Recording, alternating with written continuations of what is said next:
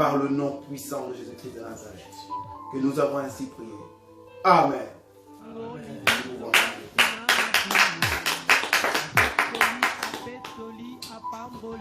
Shalom mes bien-aimés, je vous salue tous au nom puissant de Jésus-Christ de Nazareth où vous êtes. Que la main de Dieu soit sur vous. Je remercie et je rends gloire à Dieu qui a permis que je puisse me tenir devant vous pour ce dimanche, pour ce jour, afin de vous communiquer le peu de grâce que l'Éternel nous a donné durant cette journée.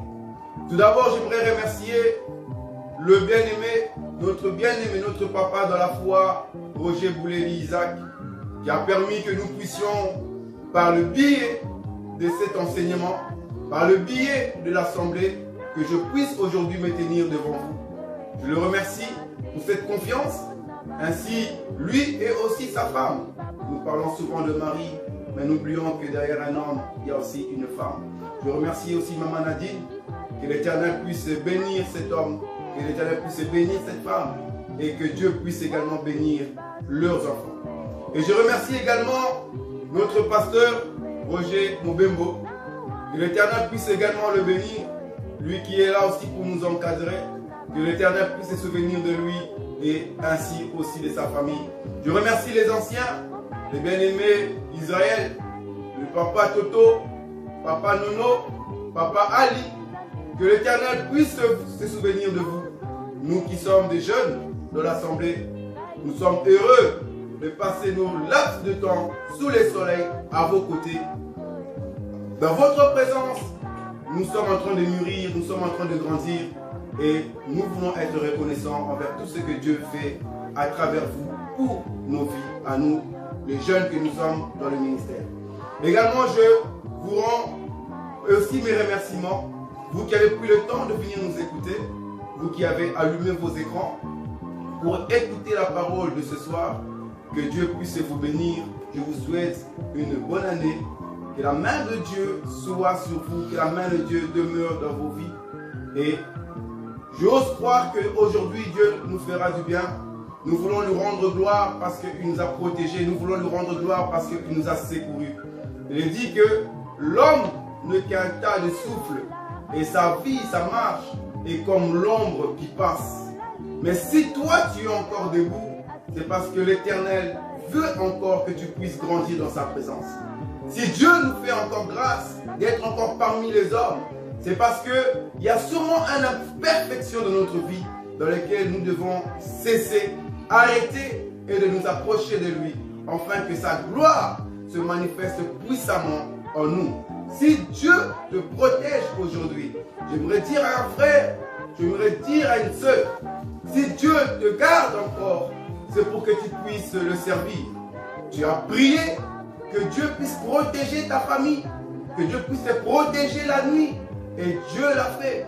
Lorsque tu as le souffle de vie, lorsque tu as la grâce de tenir debout, alors remercie-le. Sois reconnaissant envers tout ce qu'il fait dans ta vie. La Bible dit que vanité des vanités, tout n'est que vanité. Je finirai par passer, tu finiras par passer. Dans 100 ans d'ici, tu ne seras peut-être pas sur cette terre. Dans 100 ans ici, je ne serai pas sur cette terre.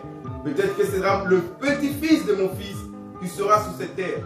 Alors pendant que nous savons que notre temps est compté, nous devons prendre notre vie au sérieux et remettre notre vie entre la main du roi des rois. Nous allons intituler ce thème d'aujourd'hui, ce soir, un jour. Un jour. C'est le thème de mon exhortation. Car j'aimerais exhorter. Je peux venir enseigner, expliquer le pourquoi du comment. Moïse a fait ça, Jacob a fait ça, Abraham a fait ça, Élisée a fait ça.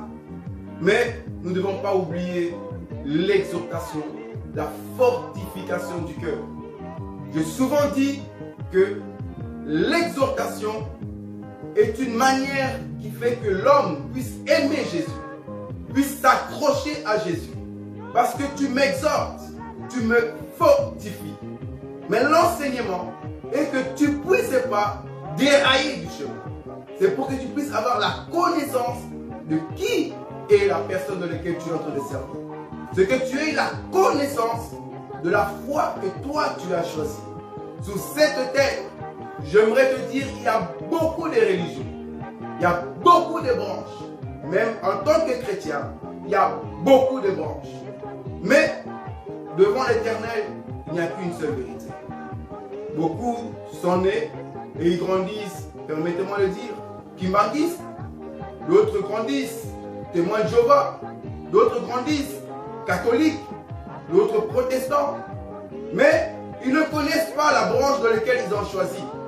Mais ils sont là et ils grandissent dedans, sans même s'intéresser s'ils sont dans le bon chemin, oui ou non. Alors que nous sommes des simples passagers. Alors que toi et moi, nous finirons par partir. Certains sont des musulmans et ils sont convaincus dans leur foi que c'est ça qui a le chemin de la vérité. Que c'est ce chemin-là qui amènera vers le royaume. Mais toi, tu as choisi la vie chrétienne. La branche dans laquelle tu te trouves. Est-ce que tu es convaincu de cette branche? Est-ce que tu as regardé ta marche? Est-ce que ta foi est ferme? Est-ce que ta foi est sérieuse? Beaucoup de gens sont en train de marcher, ils sont en train de vieillir, mais ils ne sont même pas sûrs que ceux qu'ils ont choisi est le bon chemin. Alors l'exhortation vient pour te fortifier. L'exhortation vient quand tu passes des moments difficiles pour t'amener à garder encore ta foi. Quand tu passes des situations dans lesquelles ça dépasse ton entendement, c'est bien également de pouvoir exhorter. Et l'enseignement, c'est pour te conduire, que tu sois sérieux, que tu sois convaincu de ta marche sous le soleil. Mais aujourd'hui, je voulais amener cette branche dans l'exhortation. Je pouvais l'amener dans l'enseignement, mais j'ai choisi l'exhortation parce que l'Éternel m'a mis cela à cœur. Et j'ose croire que Dieu nous fera du bien aujourd'hui. J'ose croire que Dieu nous parlera d'une manière ou d'une autre. Et sans plus tarder, nous allons ouvrir nos écritures dans le livre de Juges, chapitre 16, du verset 15 au verset 30. Nous allons développer cela ensemble avec vous. Juges, chapitre 16, verset 15 au verset 30. Voici ce qu'il est écrit. Elle lui dit, comment peux-tu dire, je t'aime, alors que ton cœur n'est pas avec moi? Voilà 3 fois, là c'est l'histoire de Samson. Ici c'est avec Dalila. Voilà 3 fois que tu t'es joué de moi et tu ne m'as pas révélé d'où vient ta grande force. Comme elle était chaque jour à le tourmenter par ses paroles et l'importuner, il en fut mortellement ennuyé. Il lui ouvrit tout son cœur et lui dit, le rasoir n'a point passé sur ma tête, parce que je suis naziréen pour Dieu, dès le ventre de ma mère. Si j'étais rasé, ma force se retirerait de moi, je deviendrais faible, et je serais comme n'importe quel homme. Dalila, voyant qu'il lui avait ouvert tout son cœur, envoya appeler les ducs, qui veut dire les princes des Philistins, et leur fit dire, montez cette fois, car il m'a ouvert tout son cœur. Et les ducs des Philistins montèrent vers elle et apportèrent l'argent dans leurs mains. Elle endormit sur ses genoux, elle appela un homme et rasa les 7 tresses de la tête de Salomon et commença ainsi à le dompter. Sa force se retira de lui, elle lui dit, les Philistins sont sur toi, Samson. Il se réveilla de son sommeil et dit, je m'en sortirai comme les autres fois. Je me dégagerai. Et la Bible dit, j'aime bien ceci, il ne savait pas que l'Éternel s'était retiré de lui. Il ne savait pas que l'Éternel s'était retiré de lui. Les Philistins le saisirent et lui crevèrent les yeux. Ils le firent descendre à Gaza et l'attachèrent avec des entaches à travers de bronze. Ils tournaient la meule dans la prison. Il tournait la meule dans la prison. Cet homme loin, cet homme de Dieu, cet homme puissant, il tournait la meule dans la prison. La Bible continue en disant ceci. Cependant, depuis qu'il avait été rasé, les cheveux recommençaient à pousser sous sa tête. Or, les ducs des Philistins s'assemblèrent pour offrir un grand sacrifice à Dagon. Il leur dit, leur Dieu. Et pour se réjouir, il disait, notre Dieu a livré Samson, notre ennemi, entre nos mains. Et que le peuple le vit, ils célébrèrent leur Dieu en disant, ils ont célébré leur Dieu en disant, notre Dieu a livré entre nos mains notre ennemi, celui qui ravageait notre pays et qui nous faisait tant de morts. Dans la joie de leur cœur, ils dirent, appelez Samson et qu'il nous divertisse. Voici l'homme de Dieu, voici un consacré de l'Éternel. La Bible dit, on l'a appelé pour divertir les Philistins devant le Dieu David. Nous allons continuer. Il appelèrent Samson de la prison et il joua devant eux. L'homme de Dieu qui s'est mis à jouer devant les Philistins. Il le plaçait entre les colonnes. Et Samson dit au jeune homme qui le tenait par la main, laisse-moi toucher les colonnes, sur lesquelles repose l'édifice et m'appuyer contre elles. L'édifice était rempli d'hommes et de femmes. Tous les ducs des Philistins étaient là et il y avait sur le toit environ 3000 personnes, hommes et femmes, qui regardaient Samson jouer. Et Dieu nous aide. Alors Samson invoqua l'Éternel et dit, Seigneur éternel, souviens-toi de moi. Dis, Seigneur éternel, souviens-toi de moi. Je te prie, ô Dieu, donne-moi de la force seulement cette fois-ci, et que d'un seul coup, je tire vengeance de Philistins pour mes deux yeux. Et Samson inclina les deux colonnes du milieu sur lesquelles reposait l'édifice. Il pesa sur elles, l'une à sa droite et l'autre à sa gauche. Verset 30, et je termine ici. Samson dit que je meurs avec les Philistins. Il s'abruta avec force, et l'édifice tomba sur le duc et sur tous les peuples qui étaient là. Ceux qui firent périr à sa mort furent plus nombreux que ceux qu'il avait tués pendant sa vie. Que l'Éternel nous aide afin de pouvoir expliquer ces choses. Voici, c'est l'histoire d'un homme nommé Samson. Pourquoi je prends cette histoire? J'aimerais parler de plusieurs manières, plusieurs facettes, afin de parler aux bien-aimés, comme des jeunes filles, des jeunes garçons, des mamans, des papas, et également de ministres. Si je peux aujourd'hui pouvoir rentrer dans vos cœurs et vous communiquer cette pensée. Et ensuite, nous allons terminer par la prière. Voici l'histoire de cet homme. La Bible dit ceci, que le peuple d'Israël était en esclavagisme pendant 40 ans aux mains des Philistins. Et pendant ces 40 ans, il n'y avait point de secours. Ils étaient esclaves. Mais Dieu va intervenir dans le ventre, dans la vie d'une femme, la femme de Manoah, pour dire à cette femme, toi qui es stérile, tu tomberas enceinte. Tu vas enfanter un enfant. Et c'est à travers cet enfant que l'Éternel va secourir son peuple.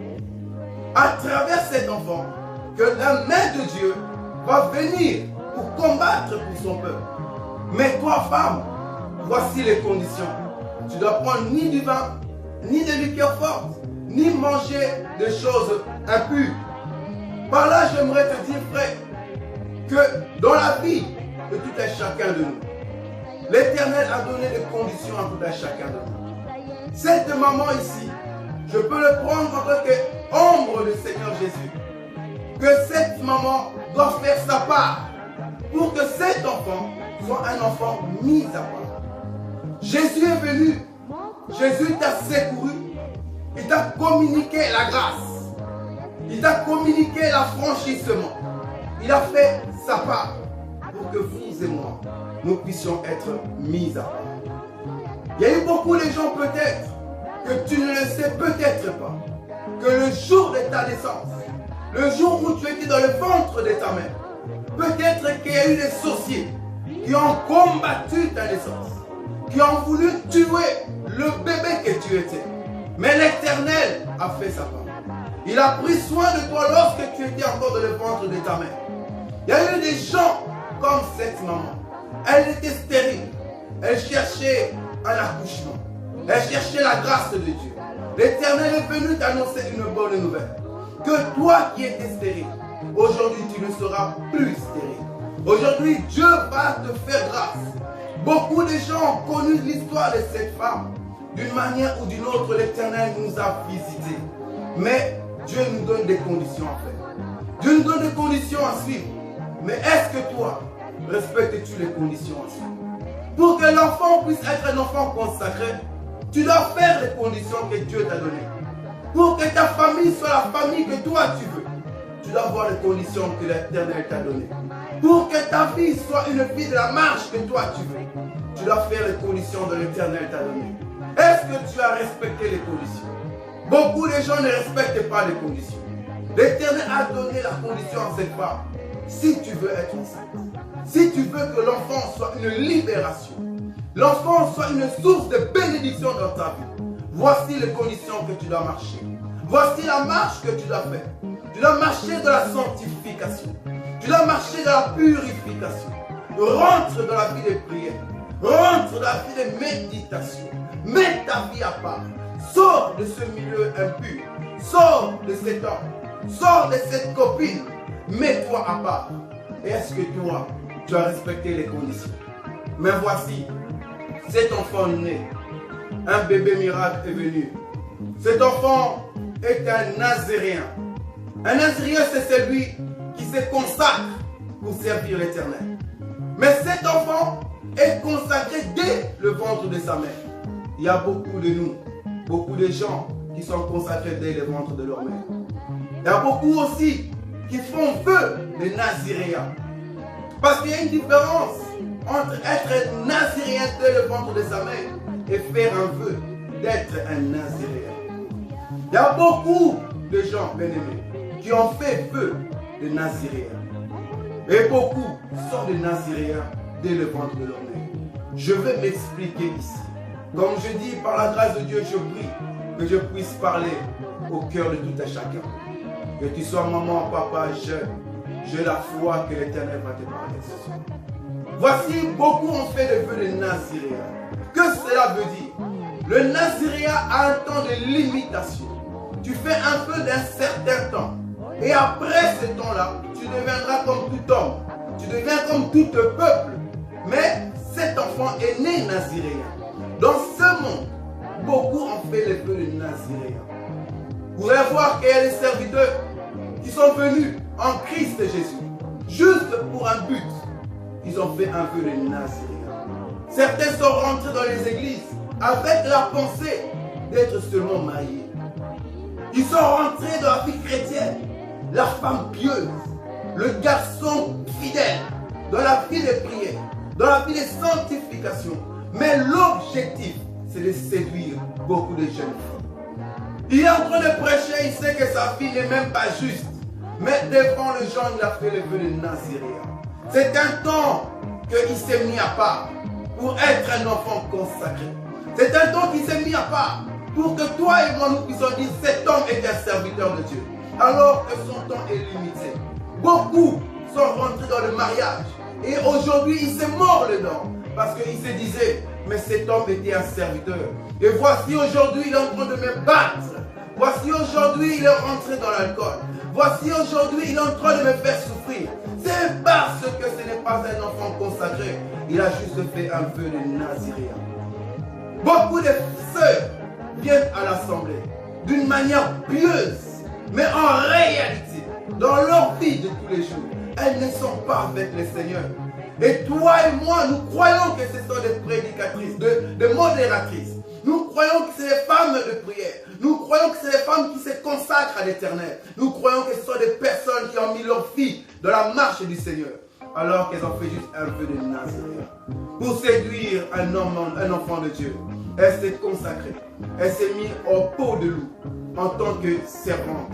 En tant que fille fidèle. En tant qu'enfant de Dieu. En tant qu'élue. Pour qu'elle puisse séduire ce jeune homme. Qu'elle puisse faire tomber le serviteur de Dieu. Et le serviteur de Dieu va voir cette femme. Une femme toujours à l'heure.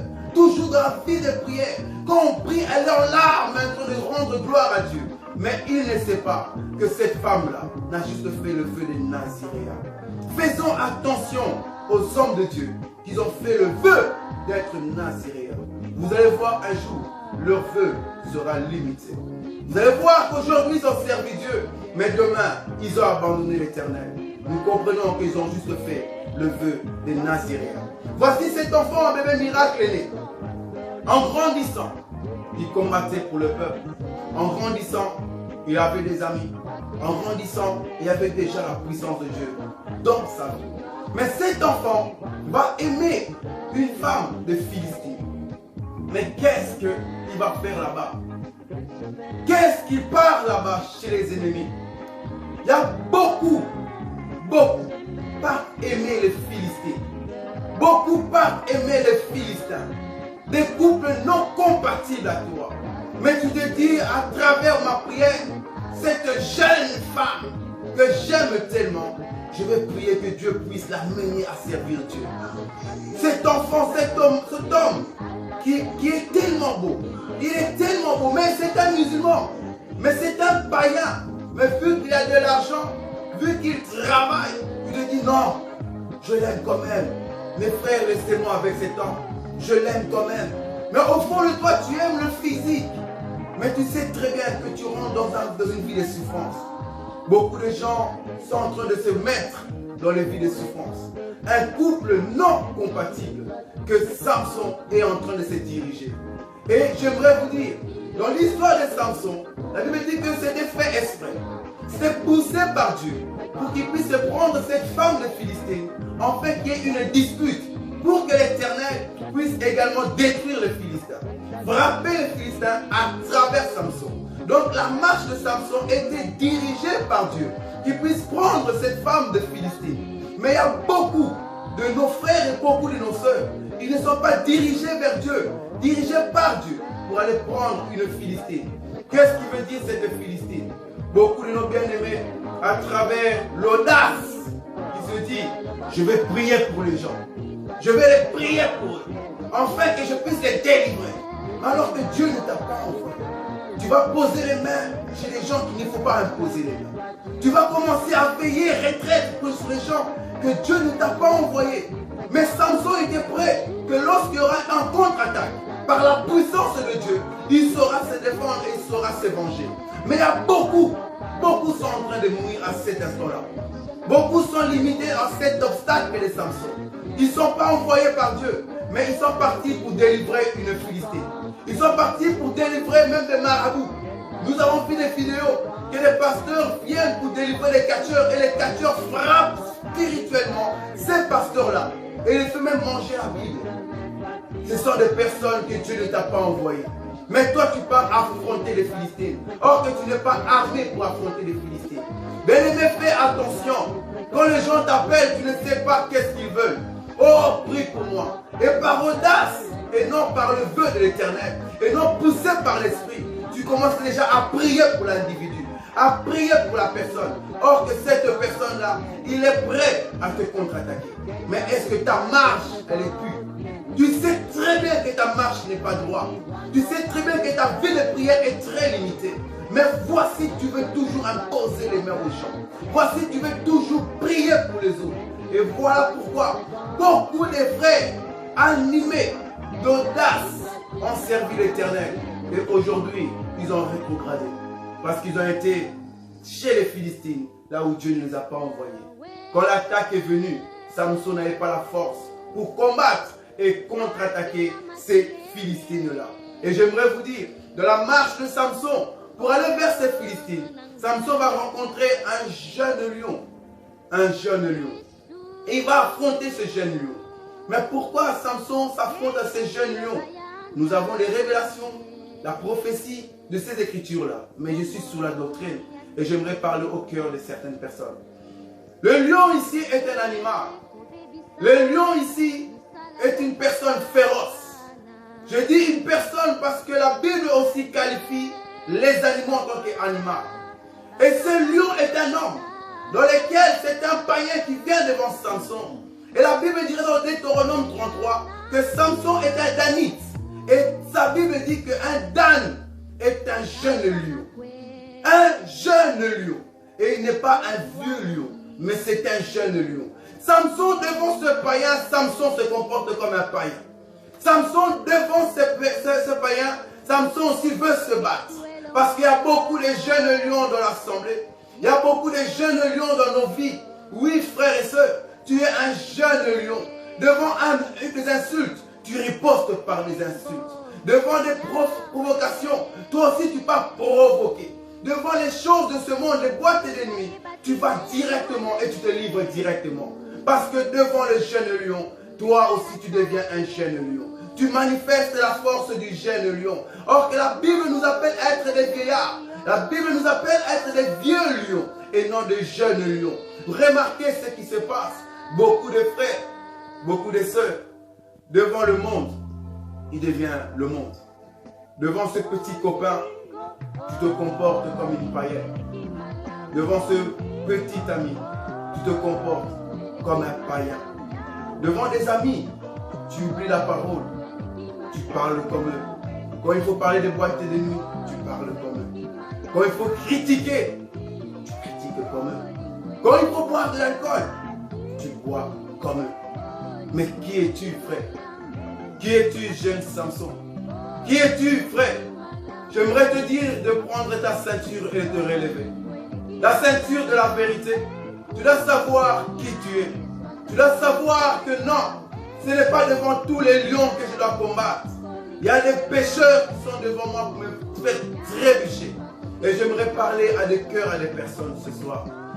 Remarque toi, est-ce que tu es cette personne, lorsque Samson rencontre un lion, il va directement se battre? Ou tu es cette personne qui peut fuir aussi le lion? Mais malheureusement, malheur à nous, nous qui partons directement combattre les lions. Nous n'avons plus la vérité dans notre cœur. Nous n'avons plus la parole de Dieu dans notre vie. Lorsque le païen se porte, lorsque le péché se porte devant nous, nous succombons facilement. Or que la Bible dit que le péché se couche devant notre porte. Mais quant à nous, nous devons dominer sur le péché. Mais est-ce que réellement tu domines sur le péché? Est-ce que réellement tu fuis le péché? Ou tu pars pour confronter le péché? Samson rentre dans cette histoire de jeune lion et il prend même plaisir à manger le miel. Il prend même plaisir et il donne aussi à ses frères, il donne même à ses parents. Donc il y a des gens ici qui prennent tellement plaisir dans la musique moderne. Et ils partent même publier la musique moderne. Ils font même des publications, des partages des choses de ce monde. Samson, analyse-toi. La Bible dit ceci. Jésus dira à Pierre, Pierre, dans le livre de 1 Jean chapitre 21, 18. Pierre, quand tu étais jeune, tu mettais ta ceinture toi-même. Et tu te conduisais toi-même. Mais quand tu seras vieux, tu lèveras tes mains. Quelqu'un d'autre te mettra la ceinture et il te conduira là où toi tu ne voudras pas y aller. Mais malheur à les Philistins, malheur à les Samson qui sont en train de conduire leur vie selon leur propre ceinture. Beaucoup sont en train de conduire leur vie par leur propre ceinture. Peut-être que cet homme t'appelle le soir. Tu sais que l'histoire qui va t'appeler, ce sont les histoires païennes. Mais qu'est-ce que tu fais? Tu réponds quand même. Oui, allô, oui, allô. Tu tombes devant ces jeunes lions. Samson, relève-toi. Et Samson va partir chez cette femme, bien-aimée. Et arrivé là-bas, il va donner un énigme. Et son énigme, nous le connaissons tous. C'est à travers le sujet du lion. Mais je vais commencer à avancer. Il va perdre son énigme. Les gens vont détailler son énigme. Et par la colère, Samson, la Bible me dit que Samson va partir pour affronter 30 personnes. Et tuer 30 personnes pour enfin payer sa dette de l'énigme. Parce que l'énigme disait que s'il perdait, il doit payer 30 tuniques et 30 vêtements. Et il part tuer 30 personnes. 30 innocents. 30 innocents. J'aimerais vous dire ici, il y a beaucoup de serviteurs de Dieu qu'à travers les dettes qu'ils ont, ils partent tuer les 30 innocents. Je vais me justifier, je vais expliquer ces choses. Cela veut dire quoi? Vous allez voir que le serviteur a beaucoup de factures à la maison. Tellement que la facture est en train de le dépasser. Il fait quoi? Il sait que le dimanche, je vais prêcher sur la loi des semences. Dimanche, je vais parler sur Malachie. Il faut apporter les offrandes, il faut apporter les dîmes pour qu'il puisse payer sa dette. Il y a beaucoup de Samson frères. Il y a beaucoup de Samson sœurs. Ils partent tuer les innocents qui n'ont rien à voir dans l'histoire pour pouvoir payer leurs dettes. Malheur à ces Samsons-là. Malheur à ces personnes qui partent tuer les innocents, qui partent détruire la vie des innocents à travers des mauvaises prédications, à travers de mauvais enseignements, juste pour soutirer leurs biens. Si Dieu t'a appelé, Dieu lui-même sait comment il va te justifier. Mais beaucoup deviennent des serviteurs de Dieu par leur propre force. Et à travers ça, ils sont en train de tuer les innocents. Lorsqu'il a fini cette histoire, la Bible me dit qu'il est rentré à la maison. Quelque temps plus tard, il est revenu pour prendre cette femme. Et son beau-père avait déjà donné sa femme à quelqu'un d'autre. Samson va s'énerver, il va prendre le renard, va mettre le feu sur les queues de renard et les renards vont détruire les champs des Philistins. Et la Bible dit que les Philistins vont venir combattre Samson. Samson va les frapper, il va les tuer. Mais après, Samson va fuir parce qu'il y a un groupe de Philistins qui sont venus le chercher. Il va fuir et va se cacher dans la grotte d'Étam. Mais remarquez ce qui se passe là-bas. Les Philistins vont chercher Samson, afin de le lier et de le traiter de la manière que lui, il les a traités. Les Philistins vont chercher Samson dans le camp de Juda. La Bible me dit que le judaïsme, les Judéens vont demander aux Philistins, que cherchez-vous? Et ils vont leur dire que nous cherchons Samson. Et ce qui m'étonne là-dedans, c'est le peuple de Juda qui ont dit, ok, nous partons chercher Samson. Et ils sont partis chercher Samson dans la grotte d'Étam, afin de pouvoir lier leurs frères et de le livrer aux mains des Philistins. Mais ils ont oublié que Samson était leur frère. Ils ont pris Samson et ils l'ont lié. Samson leur demande même, mes frères, ne me tuez pas. Est-ce que vous allez me tuer? Jurez-moi que vous n'allez point me tuer. Il y a des moments difficiles de notre vie où réellement, ce sont nos parents qui vont nous livrer au marabout. Ou ce sont nos frères et nos sœurs qui partent te livrer au marabout. Si tu n'as pas donné du bien à ta tante, tu n'as pas donné de l'argent à ta tante quand elle t'a demandé, cette même tante par la jalousie, elle oublie que tu es membre de sa famille. Elle est capable d'aller chez les marabouts, afin que tu deviennes seulement pauvre. Et cela leur suffit. Afin que tu puisses devenir stérile. Et cela leur suffit. Pour que ton mariage soit détruit. Et cela leur suffit. Ils sont prêts à te livrer au marabout. Ta propre famille. Ton propre sang. Ils sont prêts à te livrer au marabout. Cette histoire est tellement triste. Comment ma famille peut m'abandonner ainsi? Eux qui sont les ennemis. Vous avez oublié que c'est moi le prédicateur de la maison. C'est moi qui prie pour la famille. Vous avez oublié que l'Éternel m'a sauvé pour que je vienne secourir mon peuple de l'esclavage des Philistins. Oui, ils ont oublié que tu étais une personne qui travaillait et de temps en temps tu partais aider la famille. Mais le moment où que tu n'aides pas la famille, ils sont prêts à pouvoir te vendre. Ils sont prêts à pouvoir te trahir. Ton propre entourage sont prêts à pouvoir te trahir. Beaucoup ont été trahis par les amis par qui on a fait confiance.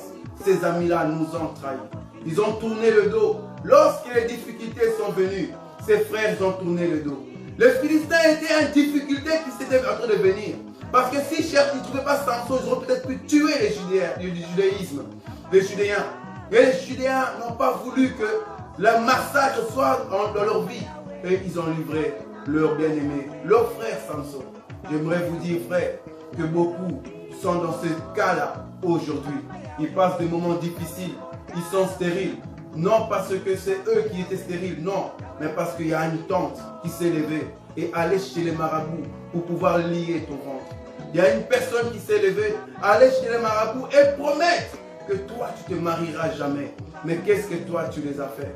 Tu les as peut-être rien fait. Mais ils sont prêts à te livrer. Et beaucoup de nos bien-aimés ont été livrés au camp des Philistins. Non par les étrangers, mais par les membres de la famille. Que Dieu vraiment nous fasse grâce. Mais il y a aussi un point que je peux souligner à ce cas-là. C'est qu'il y a beaucoup de Samson qui cherchent aussi des problèmes aux Philistins. Ils cherchent des difficultés aux Philistins. Et puis qu'est-ce qu'ils font? Ils partent se cacher. Pour que toi tu puisses payer les pots cassés. Pour que toi tu puisses souffrir à leur place. Eux, ils cherchent des problèmes et ils partent se cacher. Faisons attention à ce genre de personnes dans lesquelles ton ami qui part toujours chercher des problèmes et qu'après il part se cacher. Il vient dans ta vie pour te soutirer de l'argent et après il part se cacher. Cet homme qui te séduit juste pour avoir ton argent. Cette femme qui te séduit juste pour avoir ton argent, juste pour avoir quelque chose qui se trouve en toi. Et quand tu ne l'as pas, et puis il part se cacher. Les Philistins vont prendre Samson, par la grâce de Dieu, il va se délivrer. Nous connaissons l'histoire à travers la mâchoire de l'âne. Il va se délivrer. Et cet homme n'a pas compris la leçon. Il va aller chez une prostituée au pays de Gaza. Et là-bas, il va se prostituer avec cette femme. Les Philistins voudront l'attraper, mais Dieu va secourir cet homme et ils vont s'en tirer. Et en s'en tirant de cette prostituée-là, maintenant nous arrivons là où nous sommes atterris aujourd'hui. Voici vient un jour. Un jour où cet homme maintenant rencontre l'amour.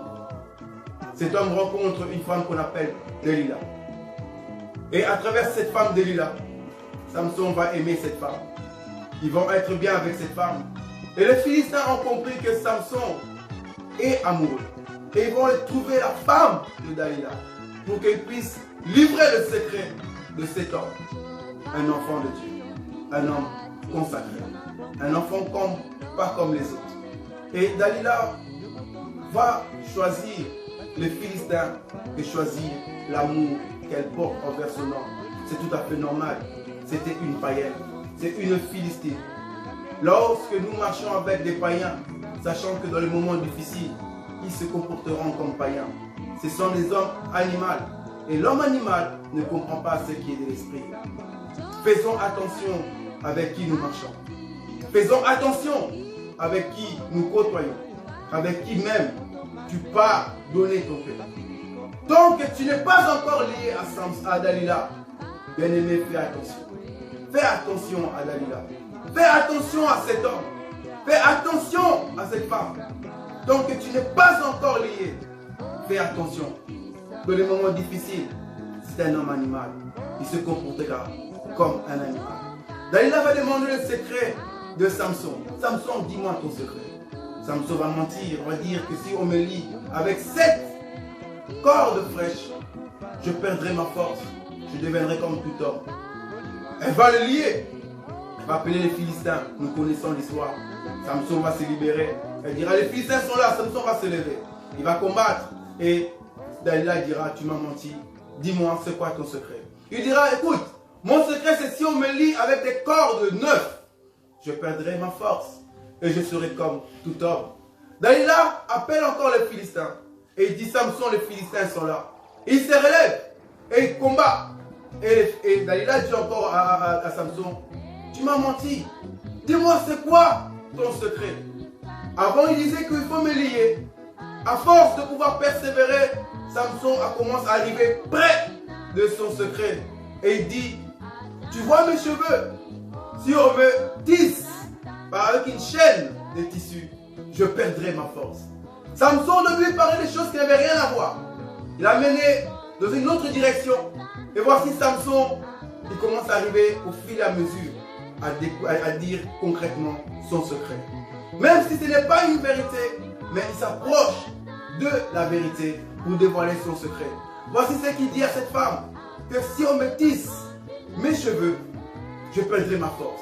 Elle va le faire, elle va appeler les Philistins. Et il va s'en sortir.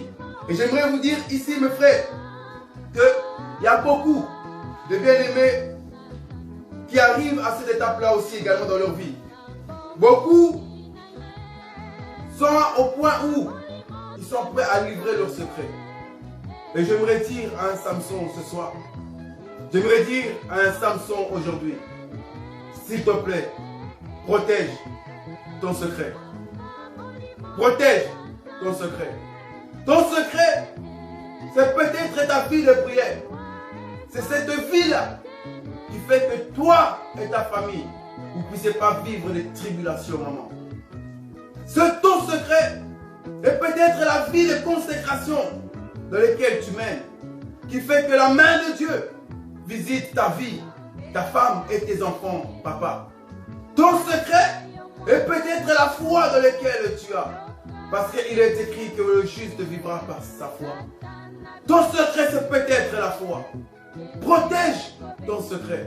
Ne le donne pas à n'importe qui. Ne détruis pas le secret que Dieu t'a donné. Ne détruis pas ta consécration par l'histoire de l'amour. Ne détruis pas ta foi. Ne détruis pas ta marche à cause d'un homme. Ne détruis pas ta marche à cause d'une femme. Ne détruis pas ta marche à cause d'une personne que tu vois sous le soleil. L'homme n'est que poussière et il partira de la poussière. Ne détruis pas ta foi à cause d'un homme. Ne détruis pas ta marche à cause d'un homme. Ne détruis pas ta méditation à cause d'un homme. Voici la Bible dit dans le livre d'Apocalypse 3, chapitre 11. Je reviens bientôt. Je viens bientôt. Retiens ce que tu as, afin que personne ne prenne ta couronne. Retiens ta couronne, Samson. Retiens ta couronne, Samson. Même si les combats sont difficiles, retiens ta couronne, Samson. Si tu es déjà dans l'histoire avec cette Dalila, que tu ne sais pas t'en sortir, tu es dans un vie de travail où dans le travail on te minimise, on t'insulte, on te maltraite, retiens ta couronne. Le secours revient bientôt. Retiens ta couronne et persévère. N'abandonne pas ta marche. N'abandonne pas ta consécration à cause de ton patron. Ne te comporte pas comme un païen à cause des membres qui travaillent avec toi, tes collègues. Ne marche pas comme eux, mais sois différent, Samson. Protège ce que tu as. Ne le donne pas à n'importe qui. Garde ton secret. Persévère dans la méditation, maman. Persévère dans la prière, ma soeur. Persévère dans la prière, mon frère. Garde ta foi. Garde ta foi. Même si les combats sont difficiles, garde ta foi. Tu es consacré à Dieu. Tu es un enfant mis à part. Et garde ce chemin-là. La Bible dira que Samson va passer cette étape et va finir par dire son secret. Et j'aimerais vous dire qu'à ce moment-là, la Bible dit que cette femme va raser les cheveux de Samson. Et il dira, Samson, les Philistins sont là. Samson va se lever. Par habitude, il va se dire une phrase étonnante. Je me libérerai. Je me défendrai. Je vais me secourir comme d'habitude. Comme d'habitude. Beaucoup de frères, ils ont cru que c'était l'habitude. Avec Dieu, frère, il y a toujours une chose qu'on doit savoir. On ne doit pas s'habituer avec l'Éternel. Nos péchés ne doivent pas être une habitude pour nous. Cet homme ne savait pas que ce jour-là, l'Éternel s'était retiré de lui. Il ne savait pas que ce jour-là, c'était un jour de trop. Il ne savait pas que ce jour-là, l'Éternel n'était plus là. Il y a un jour, frère, à force de t'entêter, à force de demeurer dans ton péché, à force de ne pas écouter la voix de Dieu, lorsqu'il est en train de t'appeler, lorsqu'il est en train de te parler, ma soeur, à force de t'entêter, à pouvoir séduire des gens, même par des photos sur ton Facebook, des photos par des réseaux sociaux, tu mets des choses pour séduire les gens. Frère, tu fais les choses pour séduire les enfants de Dieu. Tu fais les choses pour détruire la foi de quelqu'un. Un jour viendra, ce sera un jour de trop. L'Éternel s'est retiré de Samson. Lui qui est consacré dans le ventre de sa mère. Lui qui est le vœu de Dieu. Samson n'a pas fait le vœu d'être un naziréen. Mais c'est l'Éternel qui a fait le vœu qu'il soit un naziréen. L'Éternel qui a fait que Samson soit un enfant consacré. L'Éternel qui a donné le don à Samson. Mais Samson a pris ce don-là comme une habitude. Que je me battrai comme d'habitude. Je me sortirai comme d'habitude. Il a pris le don de Dieu pour son gain. Il a pris le don de Dieu pour son bien. Beaucoup prennent le don de Dieu pour leur bien. Pour leur bien. Alors que le don que Dieu nous a donné, c'est pour combattre les Philistins. Pour secourir le peuple d'Israël. Voilà pourquoi Paul nous dit que le don de Dieu, c'est pour l'édification du corps de Christ. C'est pour défendre nos bien-aimés frères. C'est pour prier pour les uns et les autres. C'est pour que je puisse garder ma famille près de moi. Mais Samson a livré son secret. Samson a abandonné la vie de prière. Samson a abandonné la vie de consécration. Et il a livré pour le plaisir de ce monde. Il s'est livré pour le bien de ce monde. À cause d'une femme. À cause d'une femme. Est-ce que cela valait la peine? Samson a donné sa vie de prière. Il a abandonné sa méditation. À cause des choses de ce monde, tu as abandonné ta marche. À cause des choses de ce monde, Samson, tu as abandonné la foi. Parce qu'il y a eu quelque chose de difficile qui est venu dans ta vie. Parce que tu es stérile et tu as abandonné la foi. Parce que ton fils est malade, tu as prié et Dieu n'a pas encore intervenu. Tu as abandonné la foi. À cause des choses de ce monde, Samson. J'aimerais te dire, Samson, qu'il y a un jour où l'Éternel pourra se retirer de toi. Voici, Dieu s'est retiré de cet homme. Et la Bible me dit ceci, que les Philistins ont pris cet homme. La première chose qu'ils ont fait, ils ont crevé ses yeux. Ils ont crevé ses yeux.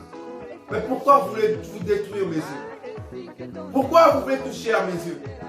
Parce que la Bible me dit que les yeux, c'est la lumière du corps. Les yeux, c'est l'enseignement. C'est les yeux. Sans les yeux, l'homme est dans le noir et dans le ténèbre. Pour qu'on puisse te mettre en prison, frère, l'ennemi va détruire ta foi. Pour qu'on puisse te mettre dans la prière, frère, l'ennemi va détruire ton enseignement. Il va détruire ce que tu connais, la parole de Dieu. L'ennemi a tenté notre Seigneur par la parole. C'est ça qui vient détruire les yeux. Frère, n'abandonne pas. Frère, relève-toi. Samson, on l'a aveuglé. Et en l'aveuglant, c'est ainsi qu'on amène cet homme, cet homme puissant, dans la prison. Lui qui était puissant, lui qui est consacré à Dieu, lui qui est celui qui libère son peuple. Dans les moments difficiles, il s'est levé pour prier. C'est lui le sentinelle de la famille. On pouvait compter sur lui tant qu'il est encore sur pied. On pouvait compter sur papa parce qu'il va prier pour nous. On peut compter sur maman dans la vie de consécration. Mais voici maman est en prison maintenant. Voici ta fille se trouve en prison. Voici ton fils se trouve en prison. Un homme consacré. Un homme de Dieu. Un homme loin. Qu'est-ce que tu fais en prison? La Bible me dit que cet homme en prison, il tournait la meule. Il était en train de tourner la meule. Toi qui es puissant en œuvre, toi que Dieu t'a affranchi, toi que Dieu t'a libéré, voici tu te trouves en prison. Beaucoup sont encore là, nos bien-aimés frères, mais ils sont encore possédés par les choses de ce monde. Ils ont encore des esprits mauvais en eux. Tu pries et les esprits mauvais se manifestent dans la vie de nos soeurs. Tu pries et l'esprit mauvais se manifeste dans le corps de nos frères. Tu es encore emprisonné. Ton esprit est encore entre les mains des marabouts. Ton esprit est encore entre les mains des sorciers. Samson, qu'est-ce que tu es parti faire là? Samson, tu n'es pas appelé à ça. Samson, relève-toi. Samson, combat. Tu n'es pas appelé à être en prison. Tu n'es pas appelé à tourner la main. J'aimerais te dire d'avoir un esprit de révolution. De dire que trop c'est trop. Je ne peux pas laisser ma fille être encore dans la prostitution. Je ne peux pas laisser mon fils être un voyou. Lui qui est venu dans ce monde comme tout enfant. Et voici, il ne m'écoute plus. Voici, c'est l'alcool qui l'intéresse. Voici, c'est la drogue qui l'intéresse. La vie de prison, c'est la vie de mon fils matin, midi et soir. Papa, relève-toi, ton fils est en prison. Maman, relève-toi, ta fille est en prison. Bien-aimé, relève-toi, ton père est rentré en prison. Frère, sœur, jeune, relève-toi quand ta maman est rentrée en prison. Regarde la maladie qu'on t'a envoyée par les sorciers. Tu es encore lié. Tu es devenu stérile. Tu ne peux pas enfanter. Frère, relève-toi. Ma sœur, relève-toi. Tu es rentré en prison.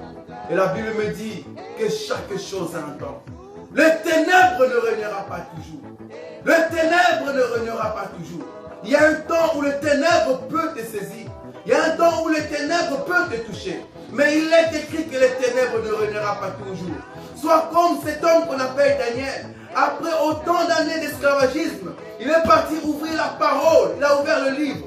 Et il a constaté que non. Le ténèbre devait régner pendant 70 ans. Pendant 70 ans. Et l'esclavagisme doit être fini. Il est temps que tu puisses savoir, ouvrir le livre et dire non, je ne peux pas vivre cette vie. Je ne peux pas être en prison. Je suis un enfant affranchi de l'Éternel. Je ne peux pas être en prison. Trop, c'est trop. Lorsque j'étais dans les boîtes de nuit, là on pouvait me mettre en prison. Mais aujourd'hui, l'Éternel m'a affranchi. Aujourd'hui, je suis un enfant libéré. Aujourd'hui, je suis un enfant restauré. Jésus m'a libéré. Jésus est mon bon berger et celui qui combat pour moi. Ouvre le livre et sache que le temps d'emprisonnement est fini. Révolutionne ton esprit. Révolutionne-toi et sors de cette prison. Regarde, tu es en train de tourner la main. Regarde, tu es en train de tourner la main. Je ne peux pas rester bouche fermée si je vois que dans mon couple plus rien ne va. Je ne peux pas rester bouche fermée si je vois que la vie de mon fils, ça ne marche pas bien. Quand je constate que non, il y a un problème qui se passe dans la vie de mon fils, je ne peux pas rester la bouche fermée. Lorsque je vais constater que ma vie ne marche pas bien, je ne peux pas rester la bouche fermée. Il est temps que la prison se termine. Il est temps que frères, sœurs, que tu puisses mettre stop à la prison. Il y a un jour pour toute chose. Et il y a un jour pour mettre fin à la vie de prisonnement. Il y a un jour pour briser les jougs de l'ennemi. Il y a un jour où tu dois rentrer en retraite. Tu dois rentrer en vie de prière pour que cette chose termine. Pour que cette chose s'arrête. Mais voici cet enfant loin. Cet enfant de Dieu. L'homme de Dieu. Un chrétien. La Bible dit que les Philistins étaient en train de célébrer qu'ils ont tué un chrétien. Ils étaient en train de célébrer qu'ils ont mis en prison un chrétien. Un enfant de Dieu. Un enfant qui a terriblement touché la famille. Un enfant qui a dérangé de sa vie de prière. Un enfant qui a terrassé les Philistins dans sa sanctification. Et aujourd'hui, les Philistins sont en train de fêter parce qu'ils ont fait trébucher cet homme. Et ils l'emmènent. La Bible dit, ils ont pris cet homme. Et pour qu'il puisse se divertir, pour qu'il puisse se chanter, danser devant le Dagon. Devant Dagon, on a pris cet homme de Dieu. Et on l'a mis là. La Bible dit que cet homme jouait. Cet homme divertissait. Divertissait les sourcils. Esclave des marabouts.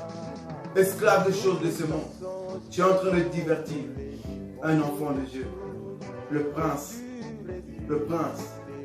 Une princesse de l'Éternel. Un enfant que Dieu a saisi. Un enfant que Dieu a utilisé puissamment. Toi que Dieu t'avait utilisé dans la vie des prières. Par les révélations des prophéties Dieu t'a donné. Regarde ta vie aujourd'hui. Cet enfant, quand un enfant pareil tombe, il y a une fête là-bas. De la même manière qu'il est écrit que lorsqu'un enfant se convertit vers le Seigneur, il y a une fête au ciel. Même si nous pouvons expliquer, décortiquer cette écriture. Mais de la même manière aussi, quand un enfant de Dieu trébuche, il y a aussi une fête chez eux. Ils sont en train de se divertir. Et ils ont mis cet enfant, ce prophète, ce prédicateur, cet homme pasteur, évangéliste, docteur, un serviteur de Dieu, en train de jouer devant le statut de David, en train de divertir les Philistins. Voici, il est en train de jouer.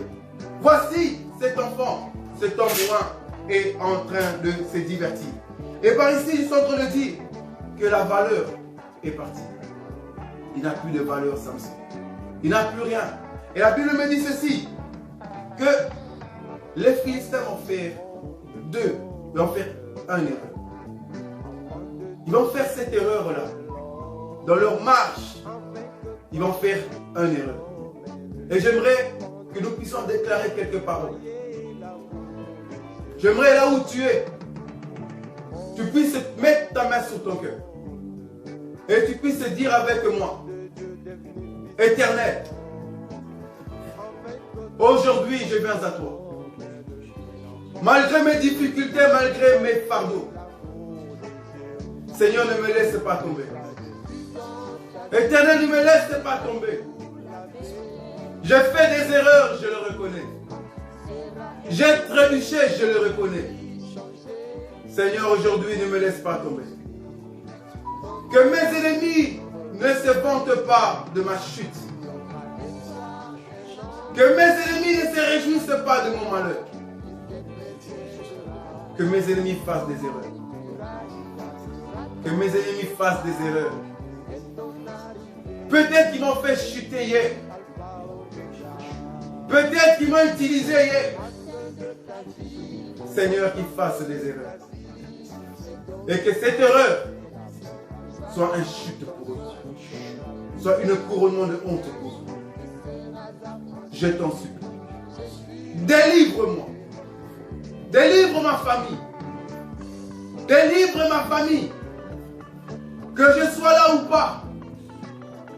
Que je sois sur ce monde ou pas. Que ma famille ne soit pas dans l'esclavagisme. Au nom puissant de Jésus. Voici cet homme. Les erreurs des Philistins. Il va prendre cet homme au loin. Et ils vont le mettre au milieu de deux colonnes. Ils vont le mettre au milieu de ces deux colonnes. S'ils auraient laissé Samson là où il était en train de chanter, danser, il aurait continué. Mais les erreurs, l'ennemi y feront. Les erreurs, l'ennemi y feront. La Bible me dit, il prend cet homme et le pose au milieu de deux colonnes. Cet enfant, cet homme Samson, en se mettant au milieu de ces deux colonnes, il est écrit ceci, que notre bien-aimé Moïse, dans sa marche, il a connu deux colonnes. Et c'est ces deux colonnes-là qui les a conduits. Pour qu'il puisse arriver à Canaan, il a fallu ces deux colonnes-là. La nuit, ces colonnes étaient une colonne de feu. Pendant le jour, cette colonne était la colonne de nuée. Si la colonne n'avance pas, le peuple n'avancera jamais. Lorsque la colonne avance, c'est là que le peuple peut avancer. Et ils mettent cet homme au milieu de ces deux colonnes, qui n'est que la loi et le témoignage, qui n'est que la parole de l'Éternel. Et cet enfant oint, on l'a mis au milieu de ces deux colonnes. Et il va faire cette prière. Éternel, souviens-toi de moi. Éternel, souviens-toi de moi. C'est vrai que hier j'ai trébuché. C'est vrai que hier je conduis ma vie selon mes désirs. C'est vrai que hier je conduis ma manière, ma vie selon les désirs de mon cœur, selon les désirs de ma chair. Seigneur, souviens-toi de moi. Seigneur, fais-moi encore grâce. Éternel, délivre-moi encore. Trop, c'est trop. Il y a un jour, Seigneur, que tu as préparé pour la délivrance de ton peuple. Il y a un jour, Seigneur, que tu es là pour écouter et exécuter les prières de ton peuple. Il y a un jour, Seigneur Jésus, n'est-il pas écrit, pour l'amour de Sion, je ne me tairai point. Pour l'amour de Jérusalem, je ne resterai pas en repos. Cet homme est en train d'invoquer son Dieu. Éternel, souviens-toi de moi. Et j'aimerais te dire, frère, il y aura un jour où l'Éternel se souviendra de toi. Si ton cœur se tourne vers lui, si ton cœur se met en question et retourne chez le papa, l'Éternel se souviendra de toi. Il n'est pas un Dieu injuste pour t'oublier, mais il est ce Dieu qui t'aime de tout son cœur. Remets-toi encore dans la vie de prière. Remets tes genoux au sol et invoque encore Dieu. Invoque encore l'Éternel le Tout-Puissant pour les problèmes dans lesquels tu es en train de vivre, pour les problèmes dans lesquels tu es en train de marcher. Un jour pour le monde. Il y a toujours un jour que l'Éternel visite son peuple. Il y a toujours un jour dans lequel l'affranchissement du roi des rois viendra dans ta vie. Même si l'ennemi a pu parler, c'est vrai. Mais Job dira, mon Rédempteur s'élèvera en dernier. Il y a un jour que mon Rédempteur s'élèvera. J'ai fait des fautes en tant qu'Edmond, en tant qu'homme, c'est vrai. Mais mon cœur est atteint par la main de Dieu. Il y a un jour que mon Père ne m'oubliera jamais. Il interviendra dans ma vie. Et j'aimerais dire à Samson aujourd'hui de te remettre encore dans la vie des prières. Retourne encore dans la vie des prières. La prière que tu es en train de faire, L'Éternel est en train d'exaucer cela. Un jour, tu verras l'exaucement de ta prière. N'abandonne pas ta vie de consécration. N'abandonne pas ta marche. N'abandonne pas ta marche. De la manière que tu étais un jour stérile, un jour tu es devenu fertile, un jour tu étais célibataire et un jour tu deviendras marié. Un jour tu n'existais pas et un jour tu as existé dans ce monde. Un jour tu vieilliras, un jour tu partiras. Il y a un jour dans le cœur de l'homme où viendra changer totalement sa vie. J'aimerais te dire qu'aujourd'hui, c'est le jour dans lequel toi, frère, tu dois te relever encore de la vie des prières. Sache que tu es un enfant miracle, un enfant dans lequel Dieu t'a choisi dès le ventre de sa mère. Beaucoup de gens que nous sommes, si Dieu nous ouvrait seulement les yeux, voir à quel point lorsque nous étions dans le ventre de notre maman, combien de combats sont venus, mais dans lesquels l'Éternel nous a secourus, dans lesquels l'Éternel s'est opposé, pour que toi, tu puisses être encore parmi les hommes. Est-ce qu'il faut vraiment que Dieu te montre ces choses-là? Beaucoup dans ce monde, l'accident de voiture aurait pu les saisir. Tu aurais pu avoir quelconque accident, mais l'Éternel t'a secouru. Mais aimé, un jour est arrivé. Aujourd'hui, c'est le jour dans lequel tu dois être reconnaissant. Aujourd'hui, c'est le jour dans lequel tu fléchis tes genoux et dire à l'Éternel, souviens-toi de ma chute et relève-moi, moi, fils de l'homme que je suis, pécheur que je suis. Je reconnais mes défauts, mais délivre-moi du main des Philistins. Et j'ose croire que l'Éternel te délivrera. J'ose croire que la main de Dieu sera dans ta vie. J'ose croire que Dieu ne t'abandonnera jamais. Parce qu'il n'abandonne jamais ses enfants. Pour l'amour de Sion, l'Éternel ne se taira point. Et chose merveilleuse, il est écrit que Samson a tué plus de Philistins le jour où il a décidé de mourir que le jour où il était encore en vie. J'aimerais te dire que le jour où toi et moi, nous décidons de mourir, c'est le jour où nous allons tuer plus de Philistins dans nos familles. Le jour où toi et moi, nous allons arrêter de marcher selon la chair, c'est ce jour-là que toi et moi, nous tuerons beaucoup de Philistins dans notre famille. Beaucoup de gens de nos bien-aimés marchent encore, vivent encore. Voilà pourquoi ils trébuchent d'une manière ou d'une autre. Samson, livre-toi à la main de Dieu. Samson, livre ton cœur entre la main de Dieu. Samson, accepte de mourir et tu tueras beaucoup de Philistins.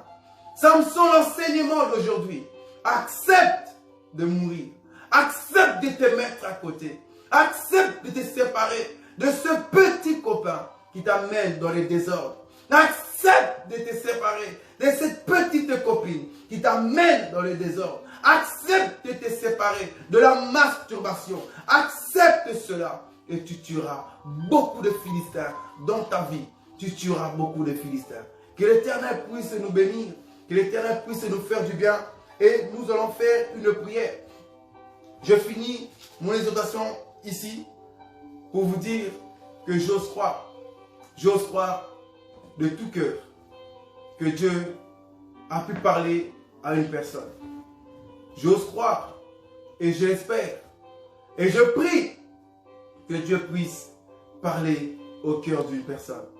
Que aujourd'hui, frère, aujourd'hui, sœur, tu es un oint de Dieu. Tu es un enfant de Dieu.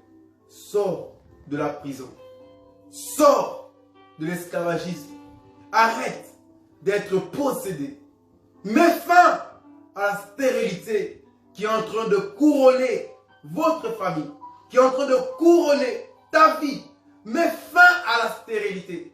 Il est écrit que dans la maison de mon Père, dans mon pays, il n'y aura point de femmes stériles.